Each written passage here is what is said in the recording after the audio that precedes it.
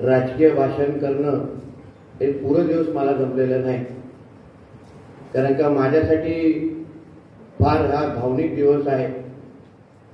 आणि आता निलेशजी बोलले आणि एक मोठा भाऊ म्हणून त्यांनी जे काय आज सत्कार म्हणून या सगळे पूर्ण चित्र उभं केलं आहे, मी आभार मानणं हे त्यांना आवडणार नाही, पण तरीही आपल्या सगळ्या जणांचं मी मनापासून आभार मानतो की आपण एवढ्या मोठ्या संख्येने इथे आलात, मला आशीर्वाद देण्यासाठी आलात, त्यासाठी मनापासून आपले आभार मानतो. आज माझ्याबरोबर सन्मान्य निलेश साहेबांचा नागरी सत्कारही आपण सगळेजण करण्यासाठी इथे उपस्थित आहोत. आमच्या दादासाहेबने उल्लेख करत असताना किंवा एकंदरीत सूत्रसंचालन करत असताना हल्ली झालेल्या विधिमंडळाच्या अधिवेशनाची आठवण करून दिली. मी कुडाळ मालवणच्या जनतेचं खरंच मनापासून मी तुमचं कौतुक करतो. आणि मतदार म्हणून तुम्ही 2014 ते 24 पर्यंतचा काळ आठवा आणि ज्या पद्धतीने फक्त 5 ते 6 दिवसाच्या अधिवेशनामध्ये एक प्रभावी लोकप्रतिनिधी काय करू शकतो, कसा बोलू शकतो आणि आपल्या स्वतःच्या भाषणामुळे त्यांना मुख्यमंत्र्यांना पण वरती उठून त्यांना उत्तर द्यायला लागतं, हे चित्र निर्माण करणारे आमचे निलेश साहेब यांना जेव्हा मी सभागृहामध्ये बघितलं तेव्हा मला निश्चित पद्धतीने अभिमान वाटला आणि फार समाधान वाटलं. जे क्षण जेव्हा ते सभागृहामध्ये उपस्थित होते तिथे बसलेले मी लांबून पाहत होतो, कारण का आम्ही मंत्री म्हणून आम्ही एका बाजूला बसतो, आमदार म्हणून ते बरोबर त्या नजर जाईल अशा त्या पद्धतीने तिथे बसतात. आणि काही क्षण मी त्याला पाहतच होतो, कारण का हे ते एकंदरीत तो क्षण पाहण्यासाठी आम्ही सगळेजण त्यानंतर आतुर झालो होतो. 10 वर्ष त्यांनी कशी काढली हे आम्हाला सगळ्या जणांना माहिती आहे, कुटुंब म्हणून ते चांगलं माहिती आहे. पण आज ते ज्या जोमाने कामाला लागलेले आहेत आणि त्यांच्याबरोबर आमचे सामंत साहेब आहेत, आगरेजी आहेत आणि पूर्ण शिवसेना पक्ष आहे, भारतीय जनता पक्ष, राष्ट्रवादी, ज्या पद्धतीने त्यांनी सुरुवात केलेली आहे, श्रीगणेशच एवढा जोरात झालाय म्हणजे 5 वर्ष कुडाळ मालवणचा एकही प्रश्न उरवून राहणार नाही एवढं विश्वासाने मी तुम्हाला सांगू शकतो. म्हणजे त्यांच्या जे काही 2-3 भाषणं सभागृहामध्ये झाली, कारण त्यांच्या तोंडावर आमदारांनी आणि अन्य मंत्र्यांनी कौतुक केलं नाही, पण माझ्याकडे असंख्य लोक आमदार येऊन बोलले की निलेशजी एवढं प्रभावी बोलतात, म्हणजे पहिल्याच अधिवेशनामध्ये एवढी छाप पाडत असतील तर पुढची 5 वर्ष काय करतील. तर मी बोललो की मला माहिती आहे काय करतील. 5 वर्षामध्ये मी ऐकलंय की आमचे उपमुख्यमंत्री एकनाथ शिंदे साहेबांनी आताच्या मंत्र्यांकडून फक्त 2.5 वर्षाचं ऍफिडेव्हिट करून घेतलेलं आहे. 2029 पर्यंत सामंत साहेब 2.5 वर्षानंतर अजून एक नागरी सत्कारची तयारी तुम्ही करा, कारण आता आपण सगळ्या जणांनी मागे बघायचं नाही. निलेशजी बोलले ते योग्यच बोलले.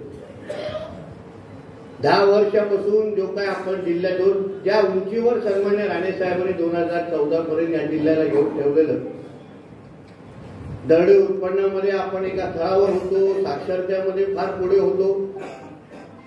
नंतर 2 पालकमंत्री झाले, पण आमच्या रवी चव्हाण साहेबांनी 2.5 वर्षाच्या त्यांच्या कारकिर्दीमध्ये सन्मान्य राणे साहेबांना अपेक्षित असं काम त्यांनी त्या महायुतीच्या सरकारच्या माध्यमातून निश्चित पद्धतीने केलं, याचा आवर्जून मी तुम्हाला इथे उल्लेख करतो. केसरकर साहेब आज आपल्या साथीला आहे, त्यांचाही फार मोठा अनुभव आपल्या बरोबर आहे. मी त्या दिवशी आपल्या नागपूरमध्ये असंख्य लोक मला भेटायला येत होते, तर काही पत्रकार मित्र पण आले होते. आम्ही बसून गप्पा मारत होतो आणि मी त्यांना सांगत होतो ह्यावेळीची डीपीडीसीचं चित्र कसं असेल फक्त विचार करा. म्हणजे राणेसाहेब स्वतः तिथे, मी तिथे, निलेश साहेब तिथे, केसरकर साहेब तिथे, अधिकाऱ्यांचं बिचाऱ्यांचं काय होणार.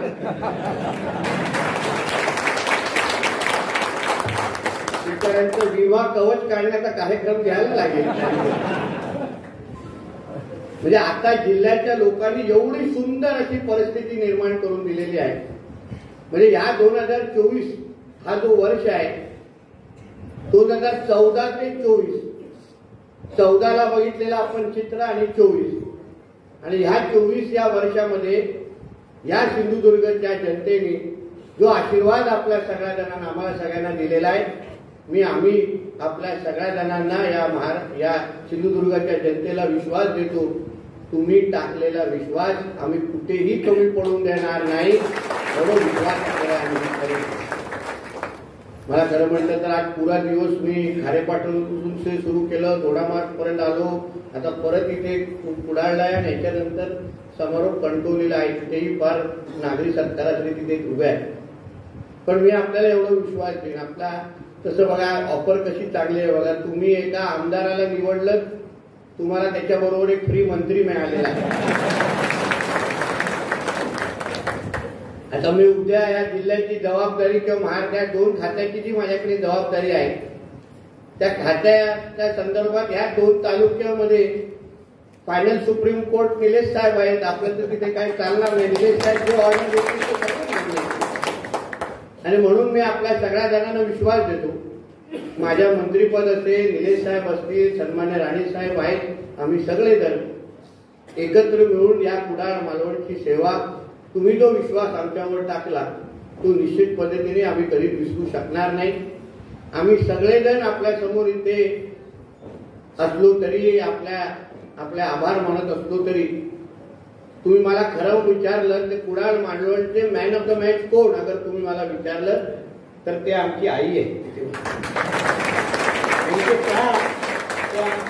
आम्ही रणजित दोघं तिघं सांगू शकतो की आईने योग्य वेळी कशी चावी फिरवली आणि निलेश साहेबांनी त्याच्यावर कसं राहिलं आणि त्याच्यामुळे अतिशय सुंदर असा निकाल लागला.